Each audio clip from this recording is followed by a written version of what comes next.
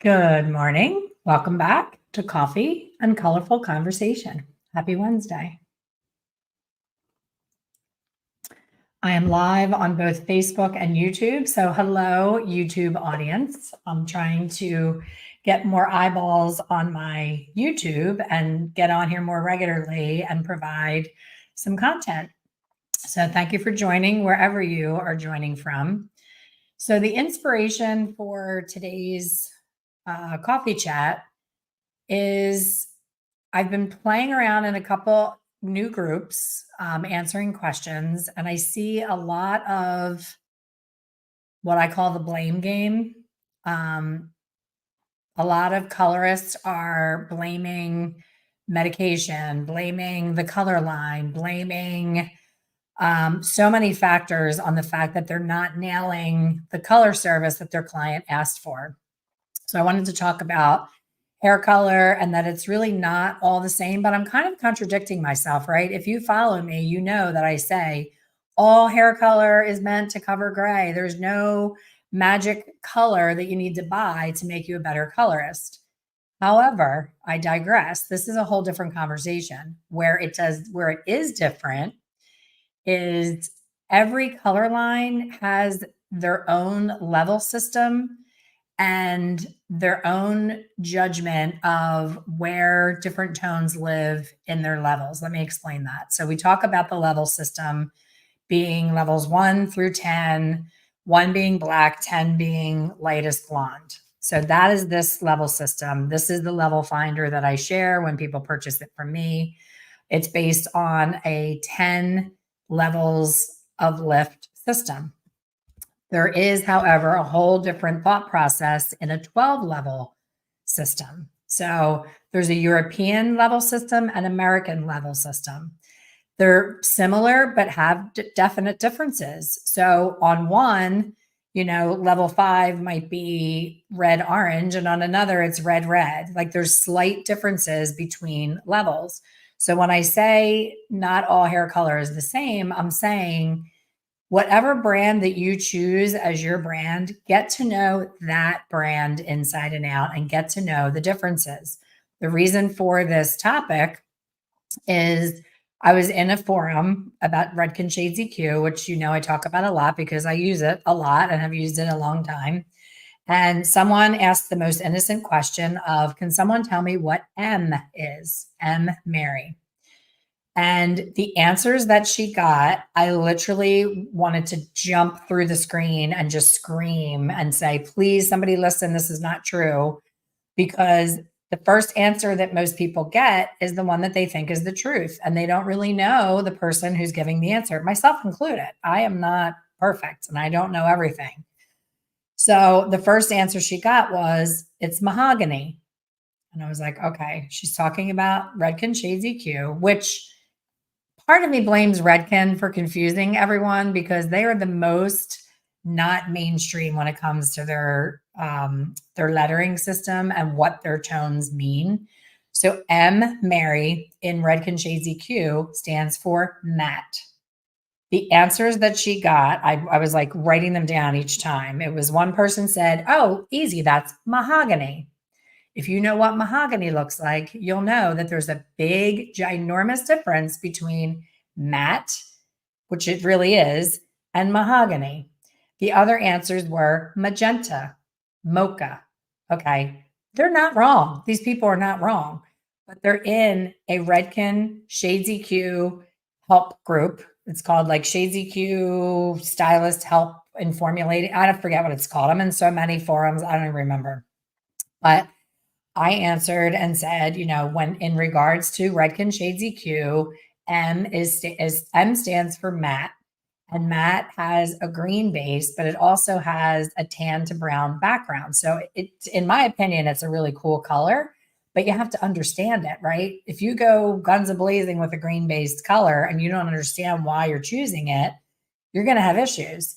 And if you think that you're getting mahogany and you're getting green, you're going to have issues. The other one in Redken Shades EQ is AA. AA stands for Auburn, Auburn. AA in Matrix is Double ash, super cool. The coolest thing you can get your hands on is AA, ash, ash. Big difference from ash, ash to orange, orange, auburn, auburn.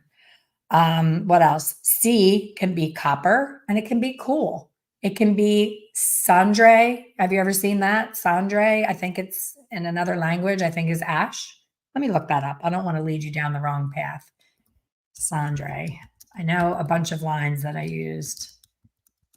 Definition. Cendre define. Yes, it is ash.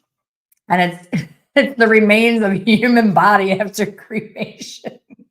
Now what? What? That can't be right. Hold on.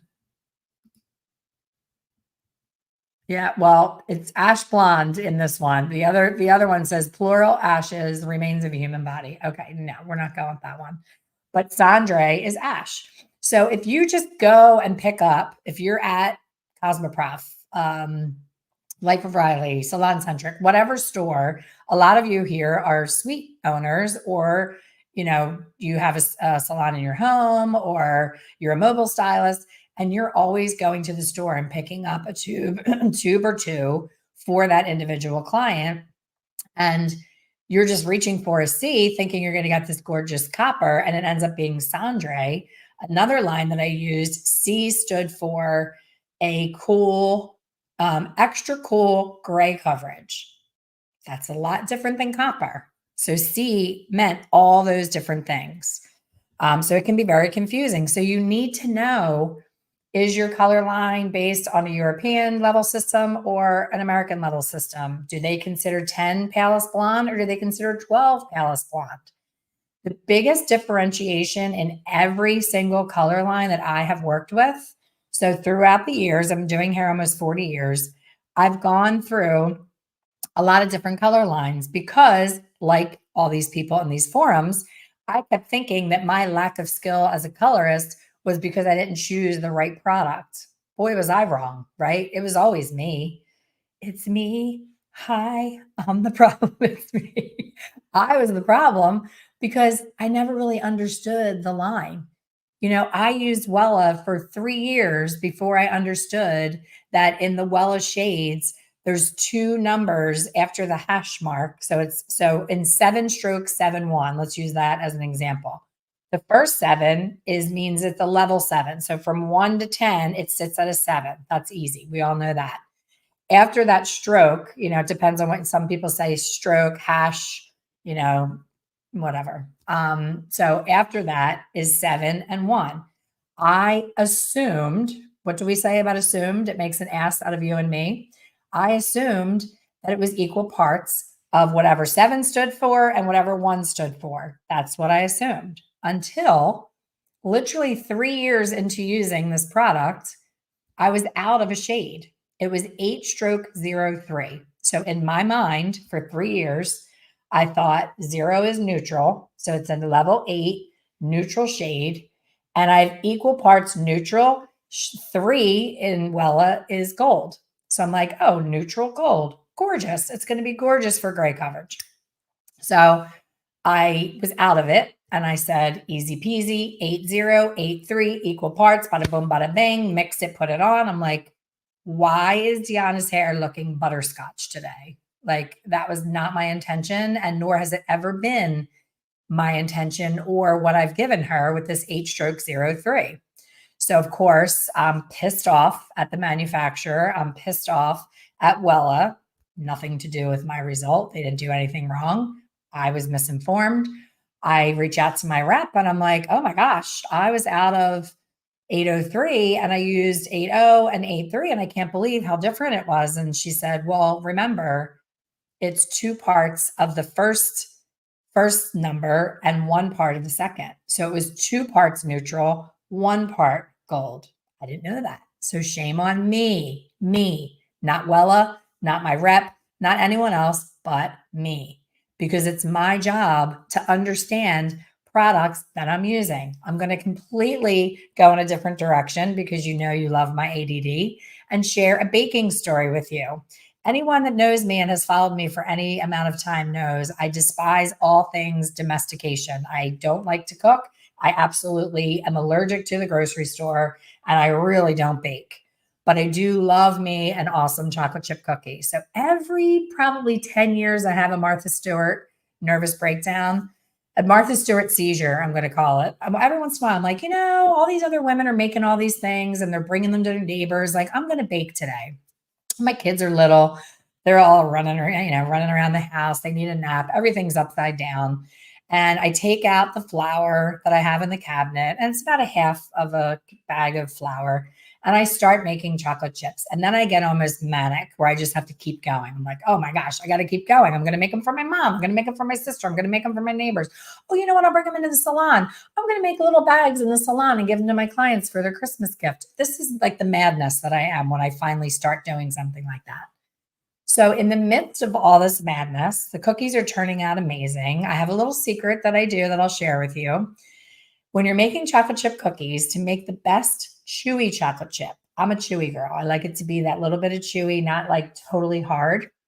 So I worked at a lobster restaurant when I was right out of high school, the summer that I graduated. And I was so sick of looking at chewed up, gross, remains of people's dinners that when I was done work, I didn't want anything and I was starving. I just wanted a chocolate chip cookie and a glass of milk. And the lobster restaurant was across the street from Laura's Fudge. So every night I would finish my shift and I'd walk across the street and I got to know the kids that worked in Laura's Fudge. And I was like, oh, how do you guys keep the cookie so chewy? And they were like, this is the secret.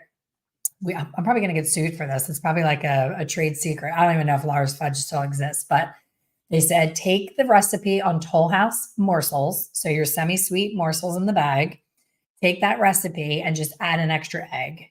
That's it. That's the big secret. So an extra egg in with your mix. And then for me, I take it another level where I wait until the edges of the cookie are starting to brown, but the middle still looks completely undercooked. That's when I take the cookies out, put them on top of the stove, let them cool, and then they cool and get hard enough that they're not like, uncooked and raw dough, but they have that chewy. Why am I going down here? So back to the reason that I'm talking about it. So I ran out of flour halfway through. And I said to my husband, he was on his way home from work. I called him and I said, hey, do you mind stopping? Supermarket was like literally 2 minutes from our house. I said, can you stop and get me another bag of flour? I did not specify Pillsbury flour. Who would, right? Flour's flour, right? Color's color, developer's developer, right? No. He brings home the flour. I do the exact same recipe that I had done on probably 10 dozen cookies before this. And now I have the new flour and I'm whipping up my batch and I'm doing my thing. And every single batch was completely flat. It had like collapsed in the oven. It didn't rise up and get fluffy and chewy. It completely collapsed and became this like awful, it tasted like pure salt, the cookie. Like it was completely and totally different from every single batch that I did before that with Pillsbury flour. So my husband's aunt was stopping by to visit, of all times for me to start this project. Right now I'm having company. She was measuring for curtains for us. That was her gift. Her wedding gift to us was, I want to give you beautiful curtains. She owned an interior design place. We're like, sure, come on over. So she comes over and I'm like, of course I'm covered in flour. Like when you see in the Hallmark movies, I have it all over my face. Kids are running around. And I said, I don't know what's going on. I followed the same exact recipe I've been doing all day. And all of a sudden they're flat. And she said, did you change your flour? I didn't even tell her I ran out of flour. She said, did you change your flour? And I said, yeah, why? And she's like, that's what it is. And I was like, wow, lesson learned. So the reason I'm sharing that with you is who knew, right? We go to Aldi, we go to Superfresh, we go to, Wegmans, wherever you food shop. There's different brands of different things. And a lot of times the store brand of something is as good or better or the same as our beloved brands. Betty Crocker. I don't know. I don't know why I said Betty Crocker. I guess because I'm on a baking binge right now. But big brands, they sell their exact brand in like a no ad bargain store brand to be able to offer their goods to people who appreciate, high end and fall for the commercial and the whole, Taylor Swift said it's amazing. I just need freaking flour. I need it to do what it's supposed to do. So a lot of times it's the same product in a different bottle. Here's a tip that I learned that is very true. I shouldn't share this one. You know what? I'm only going to share this one if you email me. That one's too dangerous. But all right, I'm going to keep it generic. So a hair product that I know and love that I've sold in my salon for probably 15 years came out with a drugstore version of it being the same product. And I have purchased the drugstore version when traveling, when I couldn't bring my liquids, when I had to bring a lot of stuff and I'm traveling. I'm like, you know what? I'm just going to go to a drugstore and get XYZ because I know it works the same as my salon brand.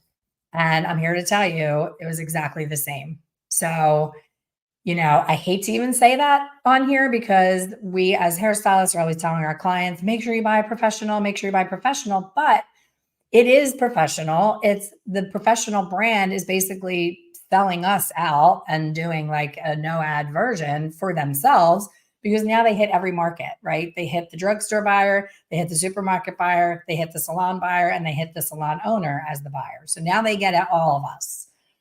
That's a whole other story. Same with hair color. So the difference in hair color is emollients, additives, conditioning, different surfactants, different things. But the actual pigment in hair color, there's like picture in hair color factories, because I've been to several.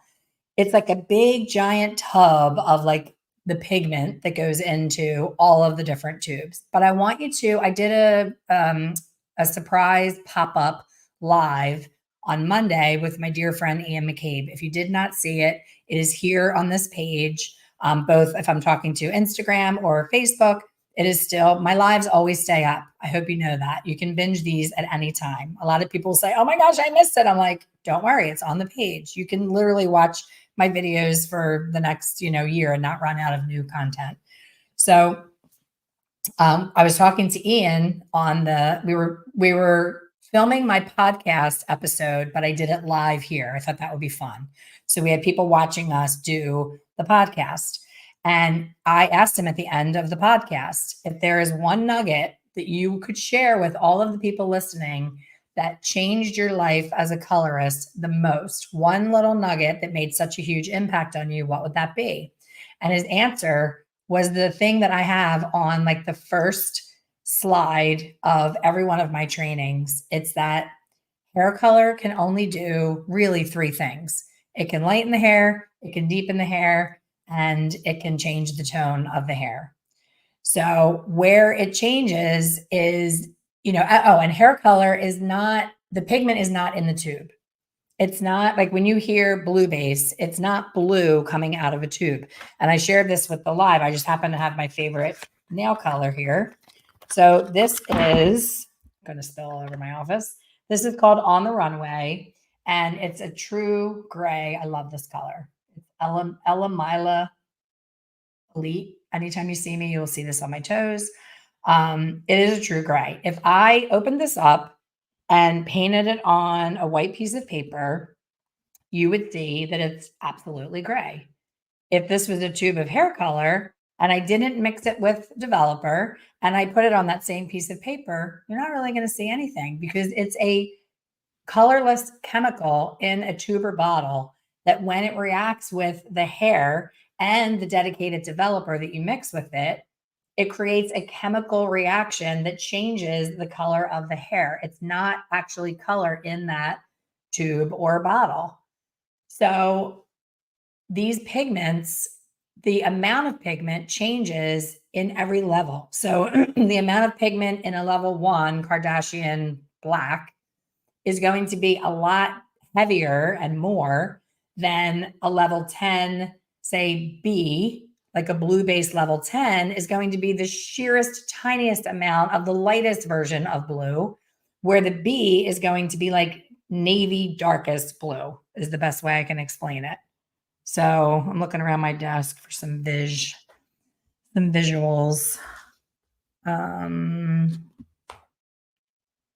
Let's do it with yellow because I have that right here. So a yellow base at like a 7 tube is going to be this kind of yellow. A yellow base when it gets all the way to 10 is going to look more like that. So if you picture in the tube, the pigment's getting sheerer and lighter as it goes up, you'll understand why a level 10 in anyone's line, permanent color, alkaline permanent color, a level 10 is not, never has been, and never will be meant to cover gray. A level 10 is meant to be the most amount of lifting ability in a tube of color. So the amount of alkalinity is higher at the 10, but the amount of pigment is much lower. So if you're using a 10 to lighten someone's hair that's like me, a level 5, you're not going to get any of the drabbing action that is absolutely needed to take someone from a level 5 lighter. You notice I didn't say from a level 5 to a level 10 because if you follow me, you know that is not possible in any way, shape, or form. Taking someone from a 5 to a 10 with a tube of 10 is never, ever, ever. I'm on Taylor Swift isms today. You are never, ever, ever, ever getting to a level 10. I've lost my mind. I'm a little delirious today, and I'm caffeine free still. So, what is the difference between color lines and why is it different? Where you will notice the biggest difference. Again, I've changed lines so many times. I think I started my career with Wella Color Charm and Rue, ROU, that makes the fancy full rinses. Revlon something or something in the salon that I worked in. It was old school color. And you want to hear about alkalinity? That shit would take the paint off your walls. Like it was so high in alkalinity, and it was basically like liquid bleach every bottle. So it's going to behave a lot differently than a European Italian color that has, calibrated ammonia and alkalinity levels in there to be really gentle and slowly open the cuticle and just gently deposit color. Completely different. So when I say, guys, all hair color is meant to cover gray, I mean hair color is all designed the same when it comes to those basic pigments and those big vats of pigment. But when it comes to the differentiation, you need to know that. So with your line, you want to see when they have that circle that's on the color chart. I'm looking around. I don't have it here anymore. I used to have it nearby. This is what happens when I clean my desk off. But it's usually a circle, and each one of your colors will be in that circle as close or far away from the center of the circle as it behaves. So you could take like an Aveda color and it could say like, a level 3 has red. The 3 lives at a level 3 in Aveda. And then in Redken, they could say red doesn't appear until level 5. So that's where the math comes in. That's where really understanding and swatching. So Ian and I stirred the pot when we talked about how important swatching. And I got so many messages on Monday, mostly from my members of my Hair Color Secrets Insider group, because they really lean in when I say something new. And they're like, wait, what? Like, I don't want to miss anything. So I got a couple messages and they said, so are you saying I need to swatch out my entire line? And I'm like, I mean, if you really want to understand it, then kind of yes, because I want you to, if you have a salon dispensary that you are, you already have multiple color lines in there. Like our salon, we were always known from our sales reps as cherry pickers. They're like, oh God, you're the cherry pickers. Because we loved, this one shade in Matrix was the bomb diggity on ethnic hair that wanted to be caramel. It was spot on every single time. It lifted more than any other colors that I've ever used and was the most neutral, beautiful caramel without being brassy. So I always had 6 tubes of that on hand. Another line I absolutely was obsessed with for like that champagne blonde on a client that's gray, that no other line got me there because it might have had a little more pink in it or whatever little nuance there was. If I didn't see that and experience that in a different line, I would never know that there's something different. And I'm not going live right now to tell you to change your line. That is so far from what I'm telling you to do. I'm telling you to really know the line, love the one you're with. Like a bad karaoke. I have dreams. I always say it's my angels giving me messages. I wake up with a song in my head every single morning. So 2 days ago, it was Diana Ross, It's My Turn. Where did that come from? No idea. Today, oh my gosh, what was today? Because I always try to think like what's it? Oh, it was the song from Greece. Um, it was which song from Greece? Because I was like, what the hell? Because there's one line in it that I'm like, I still don't know what they're saying there, and it's Kaneki says it. I can't think of the song. See, my brain. I have to write these things down when I wake up because I'm like, why am I waking up with that song in my head? Why am I blurting out lines to songs when I'm talking to you right now? I don't know. That's how my brain works, and that's how I remember things. So back to hair color. So level 6 and 7 is the biggest difference in every line. So if you're at work and you have, say, a Schwarzkopf, level 6 and 7, and you have, say, a Redken or a Matrix, whatever, just two completely different brands in level 6 and 7. I want you to summer loving, summer loving, summer loving. Have me. So maybe I'm going to have a great summer. I don't know. So swatch out the 6 and 7 in the one line and the 6 and 7 in the other line. And I will be surprised if you don't see any difference between the 6 and the 7. So anytime a sales rep would come see me and say, this is the most amazing line, it's going to change your life, it's going to make you lose 20 pounds, you're going to be like, have the most amazing thing happen to you once you use this line. They all promised me a million things. I would say drop off a level 6 and a level 7 N. And the reason I pick N is because it's Switzerland, right? It's not too warm, it's not too cool. It's going to be right in the middle, and it's going to show me which way that line leans. What does that mean? Is it a very warm 6, a very warm 7, or a very cool, almost blah, boring, muddy 6 or 7? Big difference.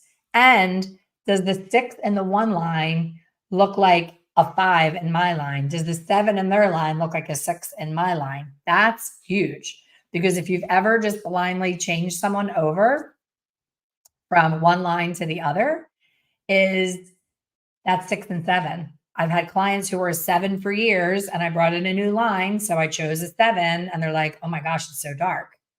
So there is a big difference. A big difference that I noticed was between L'Oreal Majorelle and Wella Coleston Perfect. Huge difference. Coleston is more translucent, in my opinion. L'Oreal Majorelle, very matte, very occlusive, very opaque, very covered. So if you take someone from a L'Oreal 7 to a Wella KP7, they're going to almost look like it didn't cover their gray, or it's a little bit of a hot root because it's lighter and less opaque than the L'Oreal that's right here. So you have to know that. So if you're struggling at all with color, it may not even be that you're not formulating properly. It may be that you're taking the rules of the line in the salon that you left to the rules of the line that you're going into now, and you didn't take the time to swatch out the difference. So Stacy is sharing that she swatches out with white muslin. That Dennis Gephardt teaches swatching out your line on white muslin. For me, I think that's amazing, and I think it helps. But for me, I want to see what it does on hair. Like, I get the whole muslin thing, but on the muslin, it'll be like, okay, my line leans a little bit more pinky, and this line is a little bit more violet. Like, it'll show you that part. It's more like the reflection that shows on the muslin. But for me, I want it on actual human hair. That's like the human hair that I'm going to put it on. And I want to know what it's going to look like before I do it. That's just I'm not saying Dennis is wrong. Dennis is an amazing educator, as is Julie from Colors with Chemistry. They both do the whole swatching on muslin. I like to do it on hair. It's more expensive to do it on hair, but once I do it, I have these forever, and I have them to refer back to. I often say this is the best class that you'll ever have, and it's a class that you do by yourself. You just block off time in your life. You have one tube of everything you want to check out. You have your human hair swatches, high quality human hair swatches. I didn't love the ones on Amazon. I did a whole entire training, at Salon Centric. My daughter and I locked ourselves into the classroom at Salon Centric when I first moved here to Florida. I had the pivot point little swatches, and I swatched the entire Shades EQ line. And I'm here to tell you, almost every single, their swatches are like this size. Almost every single one looked the same. It looked like rat fur brown. They were all muddy. They were all awful. And I was like, oh my God, no wonder I'm having trouble formulating Shades EQ. Every single color looks like mud, but it wasn't the color. It was the quality of the hair swatch. So huge difference. Invest in quality hair. You will be happy that you did. It is well worth the difference in the investment to make sure that you're getting a true read on what it is that you are testing out. Carolyn said, I'm waiting for a Cher song. I know. Listen, I need the collective energy of this group. I have 61 people on here live. I want every single one of you to say out loud right now, OMG, Elaine is having dinner with Cher in Malibu at her house on April. Hold on. I think it's April 16th. I have to make sure you say the right date because we're manifesting this. So April, yes. On April 16th, Elaine is having dinner with Cher in Malibu at her house. And you can even add, how cool is that? I literally wrote it on my calendar as if it is a date of a dinner that I'm invited to. I took a chance, several chances. She's doing a fundraiser for something. I think it's an animal thing or something. And it was by a chance and get this many opportunities to win a dinner with Cher. And I'm like, oh my God, like that is like my ultimate bucket list item. When people say, if they interview me in a podcast, they say, you know, who would you want to spend time with, dead or alive, on a park bench? And I always say dead. I used to say dead, my grandpa. Now I would say my dad because he has passed.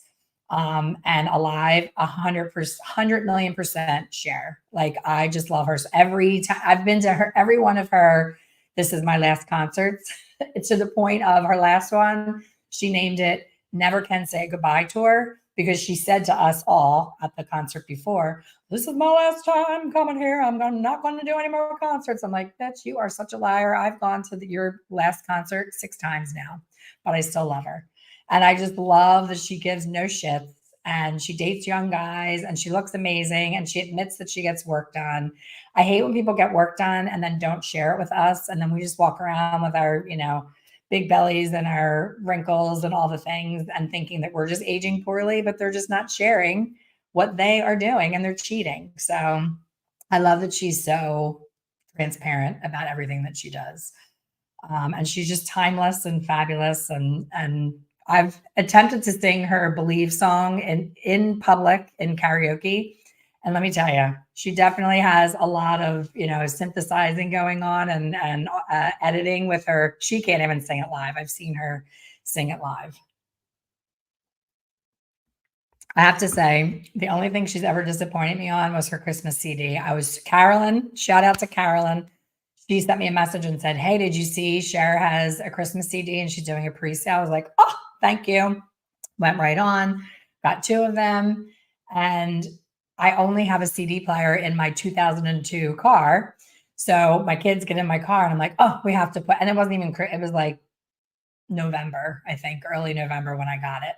And I popped it in and she could have been so amazing with Christmas songs, but she tried to make her Christmas songs be like her other songs and put her little twanginess in there, like time, turn back time. And you don't want that with a Christmas song.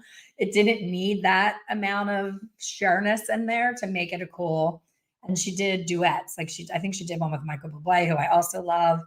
And she just took over and was like louder than him. And they didn't go well together. So I have to say, I was maybe a bit disappointed, but I shouldn't be saying this negatively because we're telling the universe that I'm having dinner with her. I'm not going to tell her when I see her at dinner that I didn't love her Christmas CD.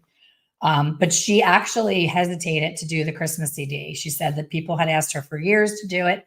And I think she knew deep down that it probably wasn't a good idea and got bullied into doing it. And not her best work, but this is about hair color. So I'm asking you to test out your line in a pinch. If you take a cotton ball, this is another tip that I got from David Velasco a very long time ago, probably 30 years ago.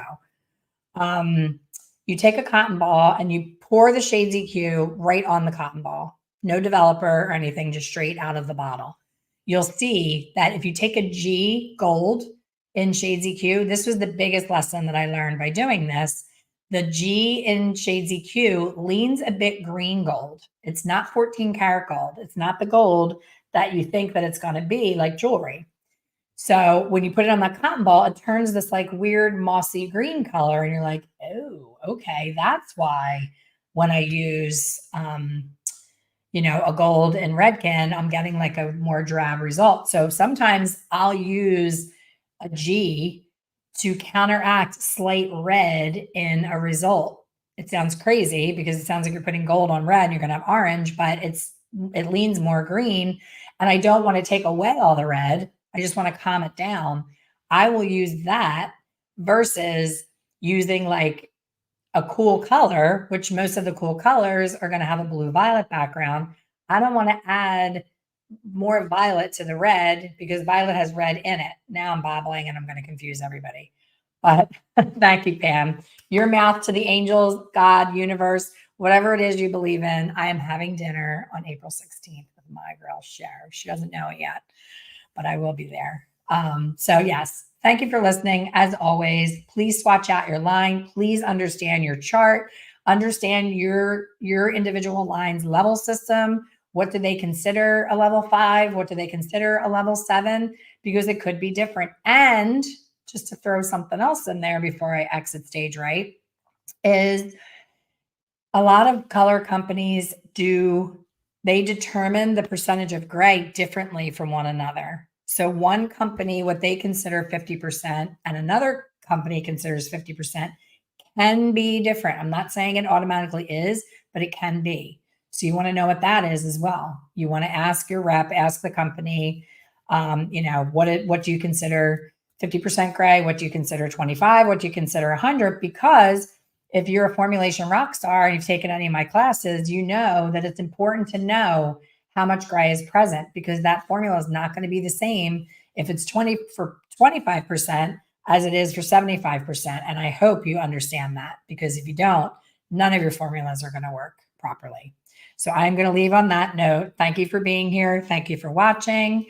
And I will see you all next week. Have a great day.